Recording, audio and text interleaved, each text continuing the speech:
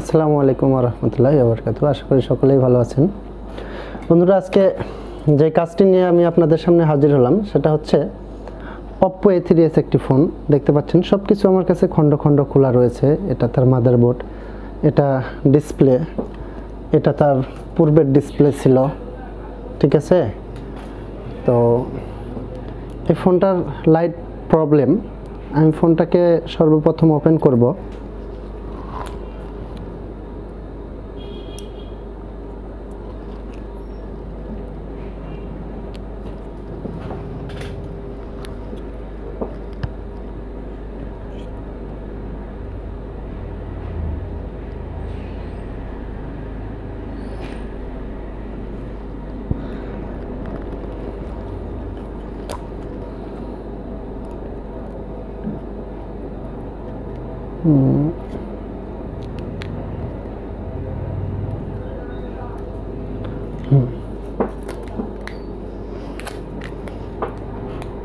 আমি ফোনটা ওপেন করতেছি। দেখতে পাচ্ছেন এখানে এই ফোনটা আমাদের ফুললি ওপেন হয়েছে, কিন্তু আমরা ডিসপ্লেতে কিছু দেখতে পাচ্ছি না।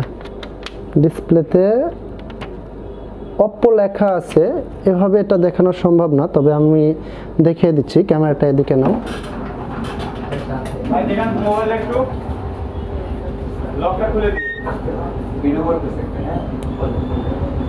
আমি আপনাদেরকে দেখাবো যে সেটটাতে আসলে লাইট লেখা রয়েছে কিনা। তো বন্ধুরা, দেখতে পাচ্ছেন এই যে Oppo দেখা যায় লেখা। আচ্ছা, সুন্দরভাবে দেখা যাচ্ছে। আমি সাইড থেকে যদি লাইট দিই তাহলে দেখা যাচ্ছে, এবং সেটটা টাচেও কাজ করে, কোনো সমস্যা নেই, শুধু লাইট প্রবলেম।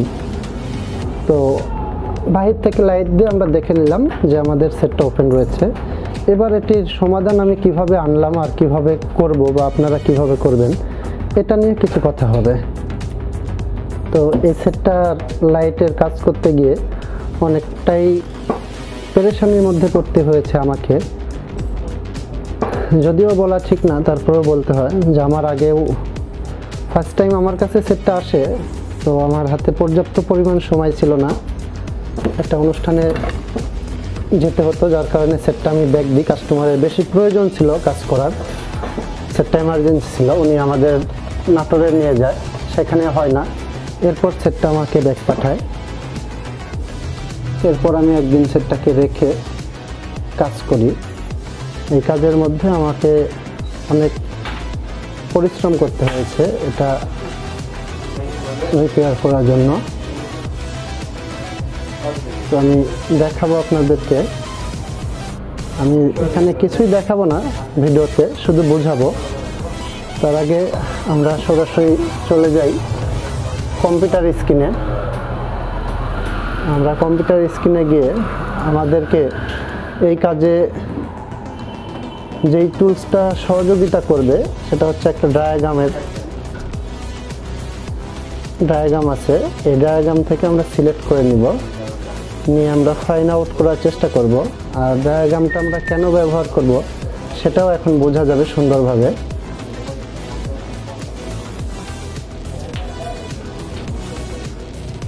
এখানে আমরা হার্ডওয়্যার সলিউশনে যাব, Oppo-তে যাব। এবার Oppo এটা CPH 1853, অর্থাৎ A3s এর দুটা মডেল হয়। আমরা আমাদেরটা ওপেন করব।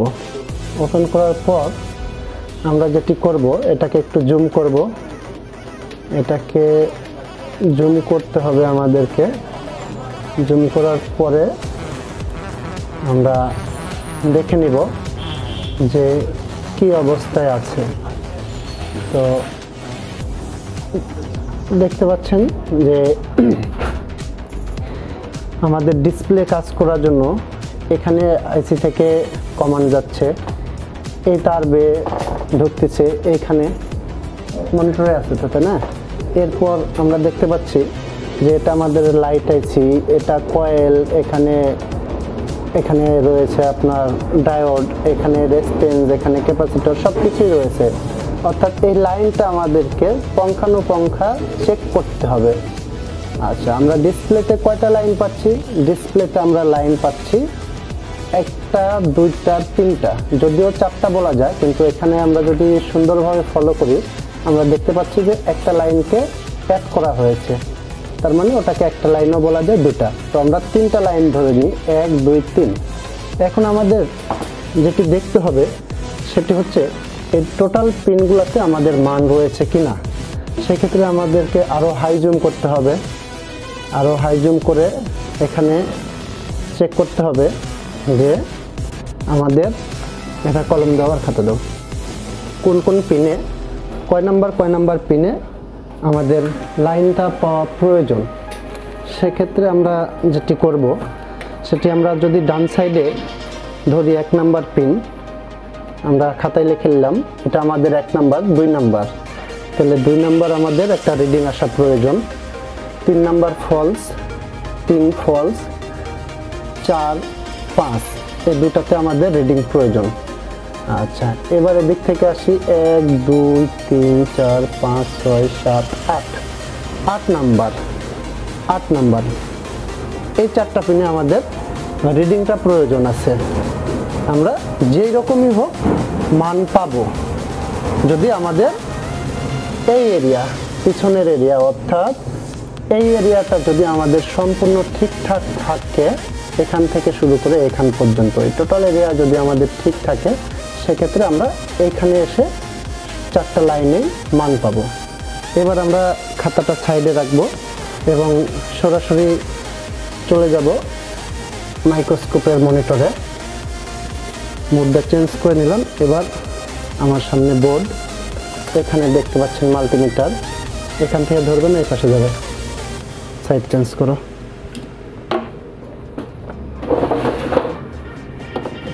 খাতাটা এই সাইডে ধরো তো।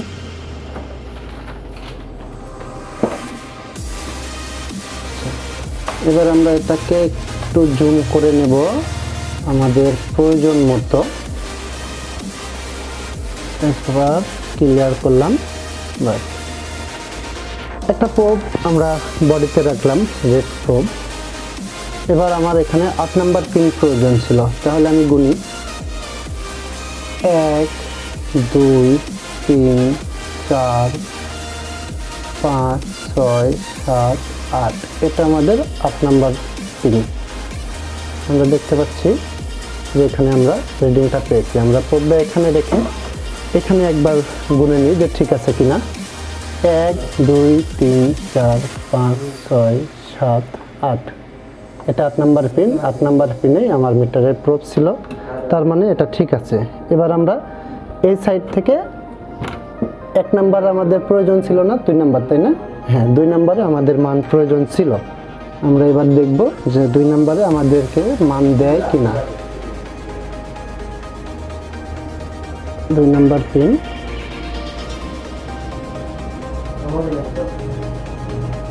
দুই নম্বরে মান দিছে।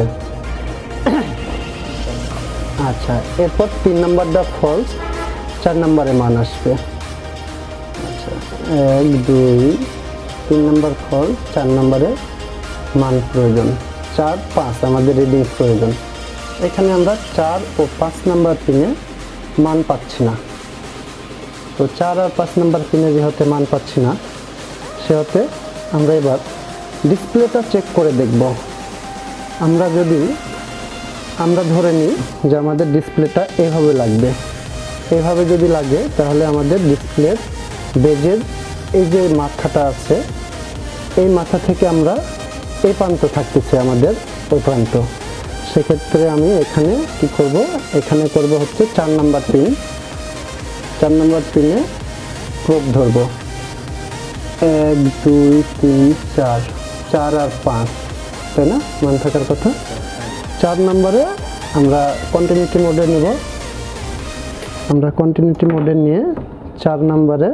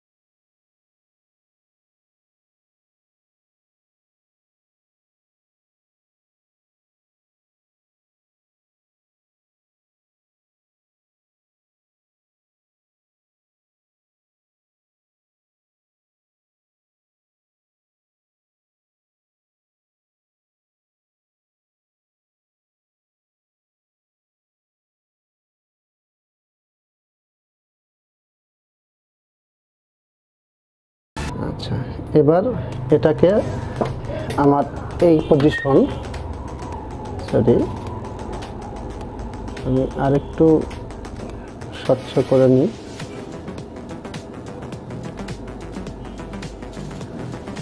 আমার এইখানে ছিল সম্ভবত, আরও শিওর হওয়ার জন্য ডায়াগ্রামটা দেখব।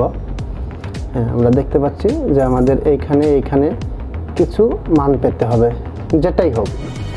তো আমরা দেখি আইসিতে যখন মান পেয়েছি, এখানে মান পাই কিনা। এখানে আমরা দেখব মান আছে কিনা। আমরা দেখতে পাচ্ছি যে আইসির ওইদিকে যে পরিমাণ, যেই 6 পেয়েছি মান, এখানেও আমরা 6 পাচ্ছি। ঠিক আছে, এখানেও 6 পাচ্ছি। এবার আমরা যেটা করব সেটা হচ্ছে এই প্রান্ততে দেখি, এইখানে এই যে দেখতে পাচ্ছেন যে আমি এই প্রান্তে লাগিয়েছি, কোনো রকম মান পাচ্ছি না। তার মানে কি, আমি এইখানে মান পেলাম, এখানে পেলাম না। কিন্তু আমরা দেখেছি যেটা, সেটা হচ্ছে আমাদের ডায়াগ্রামে আমরা পেয়েছি, এখানেও মান পেয়েছি, এখানেও পেয়েছি। আমরা এখান থেকে ডিসপ্লে পর্যন্ত মান পাইনি। ডায়াগ্রাম অনুসারে এখানে আমরা মান পাবো। এই যে কয়টা হলুদ লাইন আছে, টোটাল জায়গার যে কোনো একটা জায়গায় ধরলে সেম রিডিং আমাদেরকে দিতে হবে, সেম মান দিতে হবে। কিন্তু আমাদের বোর্ডটাতে করলো কি, এই প্রান্তে মান দিয়েছে, এই প্রান্তে মান দেয় নাই, অর্থাৎ এই পার্টসটা, এই কম্পোনেন্ট আমাদের ফল্ট। আর যেহেতু দেখতে পাচ্ছি একই কম্পোনেন্টের এই প্রান্ত ঝালাই করা রয়েছে, সেক্ষেত্রে এই কম্পোনেন্টটা যদি আমরা শর্ট করে দিই, আর শর্ট করে দেওয়ার পরে যদি আমরা আমাদের ডিসপ্লে পর্যন্ত লাইন পাই, ডিসপ্লের কানেক্টরে, অর্থাৎ আমরা যদি এই হলুদ পিনের মান পেয়ে থাকি, সেক্ষেত্রে আমরা এখানে ডিসপ্লে লাগালে আমাদের ডিসপ্লেতে লাইট আসবে, যদি আমাদের লাইট আইসি ঠিক থাকে।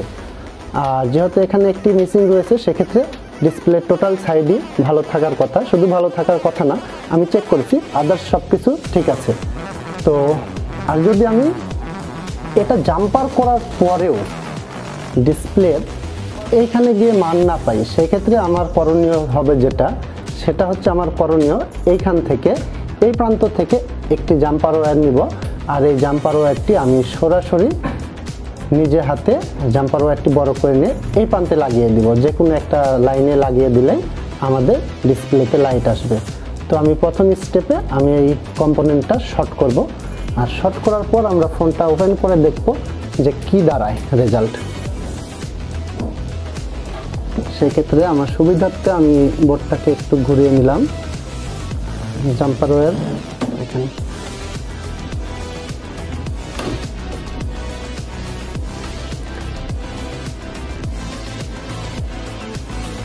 আর কাজের ফাঁকে আমি একটি পরামর্শ দিয়ে রাখতে পারি সবার জন্য, সেটা হচ্ছে আমরা যত সিনিয়র টেকনিশিয়ান হই বা জুনিয়র টেকনিশিয়ান হই, এরকম টুল আমাদের প্রয়োজন সাপোর্টের জন্য। কারণ এখন নিত্য নতুন কোম্পানি মডেল চেঞ্জ করতেছে, সেটের এক এক সময় এক এক মডেল।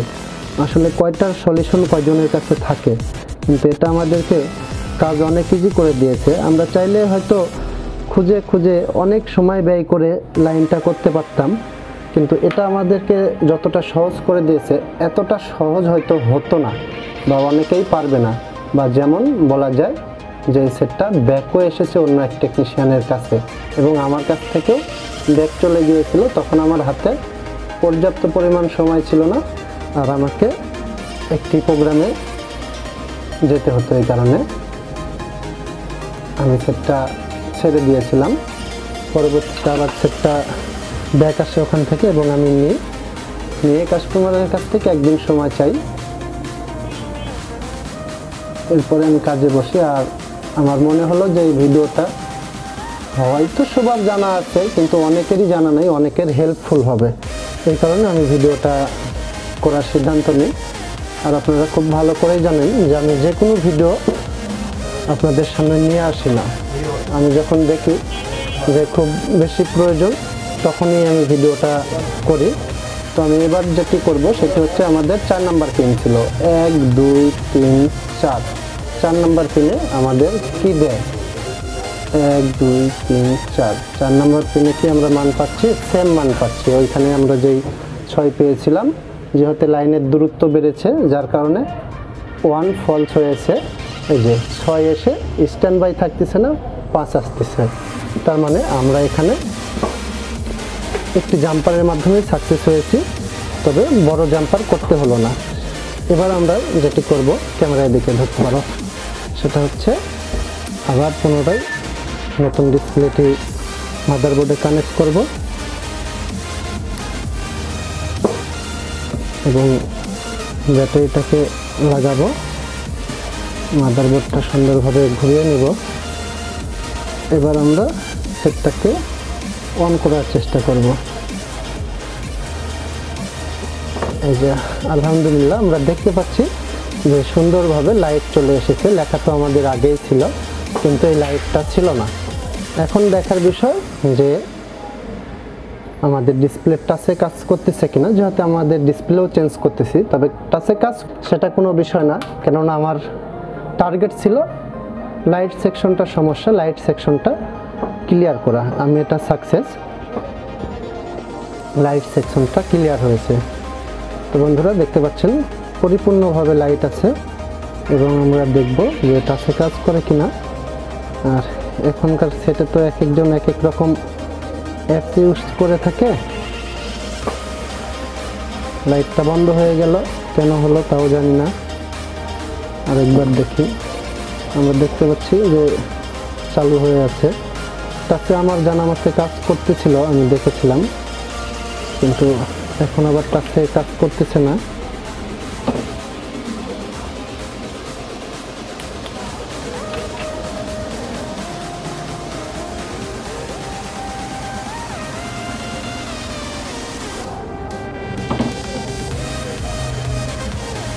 এই যে বন্ধুরা দেখতে পাচ্ছেন যে টাচে কাজ করলো। আসলে